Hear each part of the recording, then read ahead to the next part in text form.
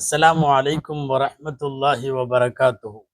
அன்பான இஸ்லாமிய சொந்தங்களே, அல்லாஹுவின் பேரருளால் சென்னை கானத்தூரில் ஜாமியா அல் ஹிதாயா அரபிக் கல்லூரி என்கிற மதரசாவை நாங்கள் நடத்தி வருவது உங்களுக்கு தெரியும்.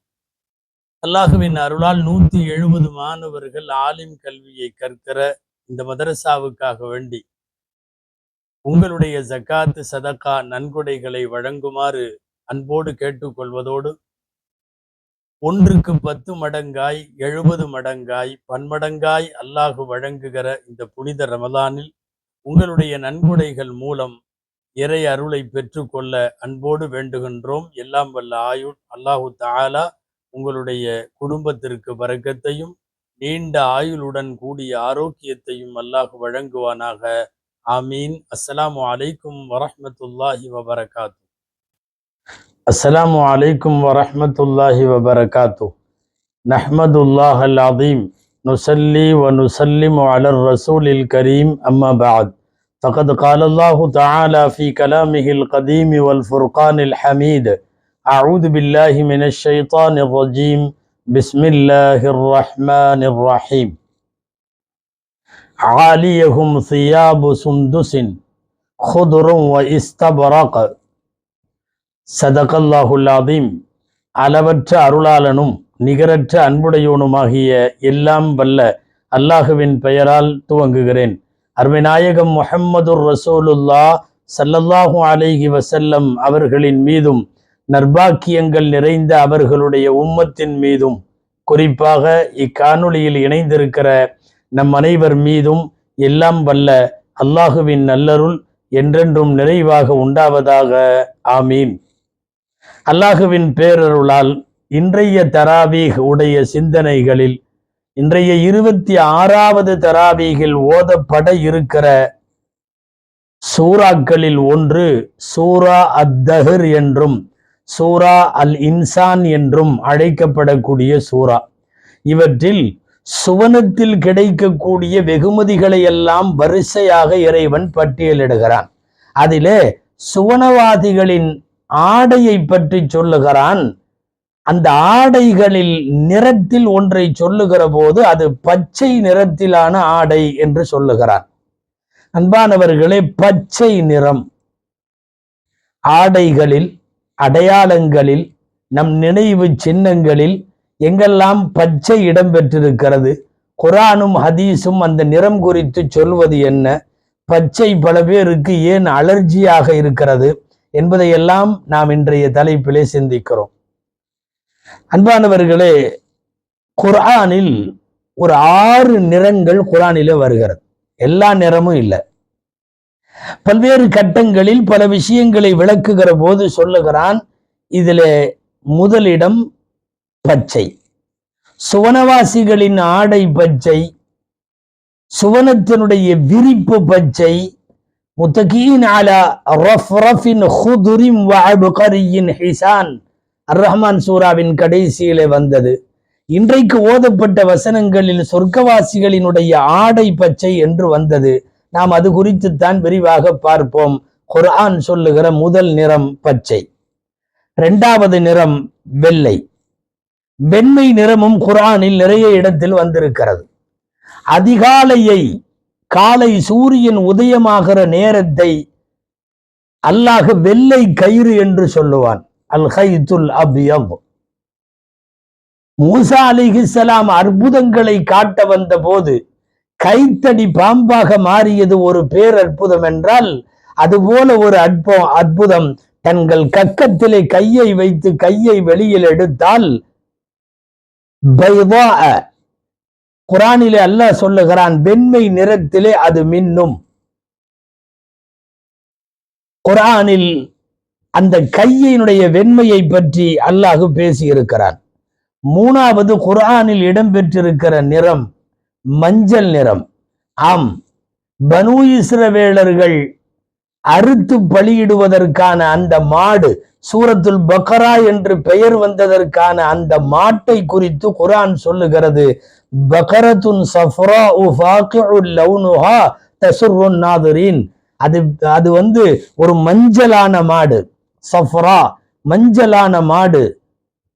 அதனுடைய நிறம் கவர்ந்திழுக்கிற நிறம், பார்ப்போருக்கு மகிழ்வூட்டும் என்றெல்லாம் அந்த நிறத்தை பற்றி குர்ஆனில் இருக்கிறது. பச்சையாக இருக்கிற நெற்கதிர்கள் அறுவடைக்கு தயாராகிற போது, நன்கு விளைகிற போது பச்சையில இருந்து மஞ்சள் நிறத்திற்கு மாறுவதை குர்ஆனின் ஒரு இடம் ஃபதராஹு முஸ்ஃபர்ரா என்று அல்லாஹ் சொல்லுகிறான். மஞ்சள் நிறத்தில் நீங்கள் அதை பார்ப்பீர்கள். குர்ஆனில் வருகிற 4வது நிறம் கருப்பை பற்றி குர்ஆனிலே இருக்கிறது. அல்லாஹ் காக்கைகளை பற்றி பேசுகிறான். கராபி புசூத், கரும் காக்கைகள். நரகவாசிகளின் முகங்கள் இஸ்வத்தத் உஜூஹுஹும், முகம் கருத்து போகும் என்று சொல்லுகிறான். சில முகங்கள் எப்படி உஜூஹுஹும் முஸ்வத்தா, அது கருத்து போன நிறம் என்று மறுமையிலே சில பேருடைய முகத்தை பற்றி பேசுகிறது குர்ஆன். 5வது நீல நிறம் ஒரே ஒரு இடத்தில் தான் குர்ஆனிலே வருகிறது. மறுமையில் குற்றவாளிகள் நிறுத்தப்படுகிற போது அல் முஜ்ரிமூன யௌமஇதின் ஸுர்கா, அவர்கள் அந்த நீல நிறத்திற்கு அவர்கள் மாறி போவார்கள், நீல நிறத்தில் அவர்கள் நிறுத்தப்படுவார்கள் என்றெல்லாம் அந்த வரிசையிலே வருகிறது. கடைசியாக 6வது அல் அஹ்மர், சிவப்பு நிறம். சில மலைகளை குறித்து அல்லாஹ் பேசுகிற போது சிவப்பு நிறத்தில் மலைகள் என்று சொல்லுகிறான். ஒமினல் ஜிபாலி ஜுததும் பீதும் வஹுமுருன் முக்தலிஃபுன் அல்வானுஹா, சிவப்பு மலைகள் என்று குர்ஆன் பேசுகிறது. இப்போ நம்ம எல்லா நிறத்தை பத்தி பேசுறது நோக்கம் அல்ல. குர்ஆன்ல சொல்லப்பட்ட இந்த 6 நிறங்கள், இதுல பச்சை நிறத்தை பற்றி நாம் பார்க்கிறோம். இன்னைக்கு ஓதப்படுகிற வசனங்கள்ல அது வருது. சுவனவாசிகளுடைய ஆடைகள் பச்சை நிறமானவை. சொர்க்கத்தின் அடையாளமாக பச்சை நிறம் இஸ்லாமிய வரலாறுகள்ல உண்டு. முஸ்லிம்களின் அடையாளமாக கூட இஸ்லாமிய வரலாறுகள்ல உண்டு. உலகம் முழுக்க இருக்கிற பல்வேறு பள்ளிவாசல்களினுடைய குப்பாக்கள், மினாராக்கள் எல்லாம் பச்சையை அணிந்து கொண்டு அது ஒரு அடையாளமாகவே மாறி போய்விட்டது. நீண்ட கால ஒரு 1400 வருஷ பாரம்பரியத்தில் நிறைய நாடுகளில், நிறைய களங்களில், நிறைய போர்களில், நிறைய சந்தர்ப்பங்களில் பச்சை கொடி என்பது இஸ்லாமியர்களின் கொடியாக காட்டப்பட்டிருக்கிறது. பச்சை நிறத்திற்கும் இஸ்லாமிய சமூகத்திற்குமான தொடர்பு 50-100 வருஷம் எல்லாம் இல்லை, 1000 வருஷத்தை தாண்டியது. வாருங்கள், அல்லாஹு சொல்லுகிற வேறு பல இடங்கள். ரஃப்ரஃபின் ஹுதுரின், பச்சை விரிப்பு என்று குர்ஆனிலே வந்திருக்கிறது. சுவனவாசிகளின் ஆடையாகவும் வந்திருக்கிறது. மட்டுமல்ல, இன்னைக்கு வரைக்கும் கூட சவுதி உட்பட நிறைய நாடுகளின் கொடி பச்சை நிறம். அது சவுதியினுடைய கொடி பச்சை நிறம். மேல லா இலாஹ இல்லல்லாஹ் முஹம்மதுர் ரசூலுல்லாஹ், அதுக்கு கீழே சமநிலையில் படுக்க வைக்கப்பட்ட வாள். இதுதான் சவுதியினுடைய கொடி. சவுதி மாத்திரமல்ல, லிபியாவினுடைய கொடி பச்சை. இப்படி நிறைய நாடுகள்ல இருக்கு. மூர்த்தானியாவினுடைய கொடி பச்சை. நிறைய நாடுகளுடைய இஸ்லாம் சார்ந்து இருப்பவர்கள் என்று மற்றவர்களும் புரிந்து வைத்திருப்பது இந்த பச்சை நிறத்தை தான். அபி ரஸ்மா ரலியல்லாஹு அன்ஹு அவர்கள் அறிவிக்கிற ஒரு அறிவிப்பு நஸை ஷரீஃபிலே இடம்பெற்றிருக்கிறது. ரஅய்துன் நபிய்ய யக்துபு, நபி ஸல்லல்லாஹு அலைஹி வஸல்லம் குத்பா ஓதுவதை, அவர்கள் மிம்பரில் நின்று குத்பா கொடுப்பதை நான் பார்த்திருக்கிறேன். வ அலைஹி புர்தானி அஹ்லரான், 2 பச்சை உடுப்புகளை அவர்கள் போட்டிருந்தார்கள். ட்ரெஸ்ஸே பச்சை ட்ரெஸ் போட்டுட்டு குத்பா கொடுத்துருக்காங்க, ஓதிருக்காங்கிற வழியும் வரும்போது நாம பச்சை நிறத்தை அது ஏதோ ஒரு இலக்காரமா, அது ஏதோ சில பேர்த்துக்கு மாத்திரம் சொந்தங்கிற மாதிரி எல்லாம் நினைக்க கூடாது. குர்ஆன் சொல்லுகிறது பச்சை நிறத்தை இப்படின்னு. சொர்க்கவாசிகளுக்கான ஆடை பச்சைங்குது. முஸ்னதுல பஸார் அவர்கள் பதிவு செய்திருக்கிற ஒரு ஹதீஸ், ரசூல் ஸல்லல்லாஹு அலைஹி வஸல்லம் பச்சை நிறத்தை விரும்பினார்கள் அப்படின்னு வருது. அஹப்புல் அல்வானி இலா ரசூலுல்லாஹி அல் குத்ரா, ரசூல் ஸல்லல்லாஹு அலைஹி வஸல்லம் அவர்களுக்கு மிகவும் பிடித்தமான நிறம் பச்சை என்று வருகிறது. 1837, இப்ப 2026 கிபியில சொல்றேன். அங்க ஒரு 1837ன்னா அங்க ஒரு 60 வருஷம், இங்க 85, இடையில 1000.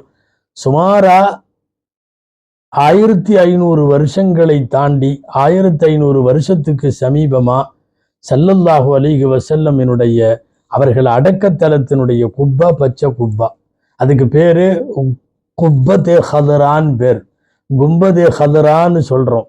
எக்கச்சக்கமான அரபு கவிதைகள் பார்த்தீங்கன்னா பச்சை குப்பா என்ற வார்த்தை இடம்பெறாமல் நாயகத்தின் வரலாற்றை குறித்து புகழ்ந்துவது குறித்து எழுதப்பட்ட எந்த கவிதையுமே இல்லை. அத்தனையிலையும் பச்சை குப்பா இடம்பெற்றிருக்கிறது. நிறம் மாற்றுவதற்கான முயற்சிகள் நடக்காமல் இல்லை, இடையிலே நடந்து தோல்வியில் முடிந்தது. ரசூல் ஸல்லல்லாஹு அலைஹி வஸல்லம் குப்பா பச்சை தான். 1837 இருந்து அந்த வண்ணத்தை கூட மாற்ற மாட்டாங்க. அதாவது அந்த பச்சையிலேயே 10 வகையான பச்சை இருக்கு. இந்த பச்சை, அந்த பச்சை, பாட்டில் பச்சை, கிரீன் பச்சை, என்னென்னமோ சொல்றாங்கல்ல, பாசன கலர் அப்படின்னு எல்லாம். ஒரே பச்சை நிறம் எம்பெருமான் ஸல்லல்லாஹு அலைஹி வஸல்லம் குப்பாவில் 1000 வருடங்களுக்கு மேலாக இருக்கிறது அதனுடைய வரலாறு என்பதை பார்க்க வேண்டும். ஆனா அதே சமயம் இன்னொன்னு இருக்கு, இதுதான் உலகத்தின் உயர்ந்த நிறம்னு நம்ம சொல்லல. காரணம் ஹதீஸுகளில் உலகத்திலேயே ஆகச் சிறந்த நிறம் வெள்ளைன்னு தான் வருது. அஃதலுல் அல்வானி அல் அபியத், வெள்ளை நிறம் மட்டும்தான். ஸல்லல்லாஹு அலைஹி சொன்னாங்க, ஃபல் யல்பஸ்ஹா அஹ்யாஉக்கும், உங்களில் உயிருள்ளவர்கள் வெண்மை நிற ஆடையை அணியட்டும். வகஃபினு ஃபீஹா மௌதாக்கும், அந்த வெள்ளையிலேயே உங்களுடைய மௌத்தாக்களை நீங்கள் கஃன் செய்யுங்கள். ஃபஇன்னஹா கைரு தியாபிக்கும், ஏனென்றால் அது உங்களுடைய ஆடைகளில் சிறந்த ஆடை. சிறந்தது எதுன்னு டிக்கெடிக்க சொன்னா ஃபர்ஸ்ட் இடத்துல வெள்ளை. அதற்கு அடுத்து குர்ஆன் ஹதீஸில் ஒளியில் நீங்க டிக்கெடிங்கன்னா கண்டிப்பா பச்சை, பச்சை தான். பச்சைக்கு அப்படியெல்லாம் ஒரு மகத்துவம் குர்ஆனிலும் ஹதீஸிலும் வழி வழியாக இருக்கிறது.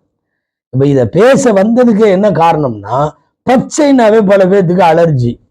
இந்த அங்கங்க இங்க தர்காக்கல்ல அது இதுன்னு எதையாவது பார்த்துட்டு இந்த தர்காவை பிடிக்காதவங்க சில பேர் இருக்கிறாங்க இல்லையா, அவங்களுக்கு தர்கா பிடிக்கலன்னா நீ தர்காவுக்கு போகாம இருக்கலாம், ஜியாரத்து பண்ணாம இருந்துட்டு போ. ஆனா அதை விட்டு போட்டு அந்த பச்சை நிறமே ஆகாது. யாராவது பச்சை போட்டிருந்தாவே அவரை என்னமோ ஒரு மார்க்கத்துக்கு புறம்பானவரை போல பார்ப்பது. இது இவர்களுடைய அறியாமை, இது இவர்களுடைய ஜஹாலத் அல்லது பிடிவாதம் அல்லது பச்சை நிறத்தின் மீதான அலர்ஜி, ஒவ்வாமை. இந்த பச்சை நிறம் என்பது இவ்வளவு இடங்கள்ல குர்ஆன்ல வருது, ஹதீஸ்ல வருது, இஸ்லாமிய உலகின் அடையாளமா இருக்கு. எங்காவது ஒரு பச்சை நிறம் உண்டென்று சொன்னால் அதை இஸ்லாமியர்களின் அடையாளமா, ஏன்னா எல்லாருமே இப்ப வெண்மைனா கிறிஸ்தவம் கையில் எடுத்து அதை வச்சிருக்கு. வெண்மையில அது பலவதையும் அதை விரும்புவாங்க. ஒரு காவி என்பது ஒரு குறிப்பிட்ட சமூகத்தினுடைய அடையாளமா போகுது. பச்சை என்பது இஸ்லாமிய சமூகத்தின் அடையாளமாக இன்னைக்கு இதை வேணான்னு சொல்றவங்க, இதை ஒரு மாதிரி வித்தியாசமா பார்க்கறவனுங்க எல்லாம் 30 வருஷம் தான் ஆச்சு. அவங்க எல்லாம் 1000 வருஷங்களுக்கு மேல பச்சை என்பது இஸ்லாமிய பாரம்பரியத்தினுடைய அடையாளம். எனவே குர்ஆனில் அல்லாஹுவும் ரசூலும் ஒரு விஷயத்தை சொல்லுகிற போது அதற்கு எதிராகவோ மாற்றமாகவோ சிந்தனைகளை கொண்டிருப்பது கூடாது. அல்லாஹ் எதற்கெல்லாம் கண்ணியம் செய்திருக்கிறானோ அதுக்கு நாம கண்ணியம் செய்யணும். அல்லாஹ் இகழ்ந்தால்தான் நாம் இகழ முடியும். உங்களுக்கு தெரியும், ஹதீஸ் நூல்களில் எல்லாம் அல் ஹுப்பு ஃபில்லா வல் புகுது ஃபில்லா என்றொரு பாடம் இருக்கிறது. இறைவனுக்காகவே நேசித்தல், இறைவனுக்காகவே கோபித்தல். உங்களுக்கு ஏதாவது ஒரு கலர் ரொம்ப பிடிக்குது அப்படின்னா அல்லாஹ் சொல்லி பிடிச்ச மாதிரி இருக்கணும். உங்களுக்கு ஏதாவது ஒண்ணு பிடிக்கல, கோபமா இருக்குது, அது சரியா வெறுப்பா இருக்குன்னா அல்லாஹ் சொல்லி அதை வெறுக்கணும். பிரியமும் வெறுப்பும் நம் முடிவல்ல, அல்லாஹுவின் முடிவு. அந்த அடிப்படையில் பச்சை நிறம் என்பது குர்ஆனில் அதிகமாய் ஹதீசுகளிலும் அதிகமாய் இடம்பெற்றிருப்பது மட்டுமல்ல, உயர்ந்த சுவனத்தினுடைய உயர்ந்த மனிதர்களின் ஆடையாக சொல்லுகிற போது அதை மதிக்கவும் நமக்கு தெரிய வேண்டும். அதை மதிப்பதற்கான கடமையும் நமக்கு உண்டு. அல்லாஹுவிடத்திலே துஆ செய்வோம். குர்ஆனுக்கு உள்ளுக்குள்ளே இருக்கிற ஞானங்களை கிளறி கிளறி தெரியவும் விளங்கவும் அதன்படி நடக்கவும் அமல் செய்யவும் அல்லாஹ் தௌஃபீக் செய்வானாக. ஆமீன். வாஹிரு தஅவானா அல்ஹம்துலில்லாஹி ரப்பில் ஆலமீன். அஸ்ஸலாமு அலைக்கும் வரஹ்மத்துல்லாஹி வபரகாத்துஹு.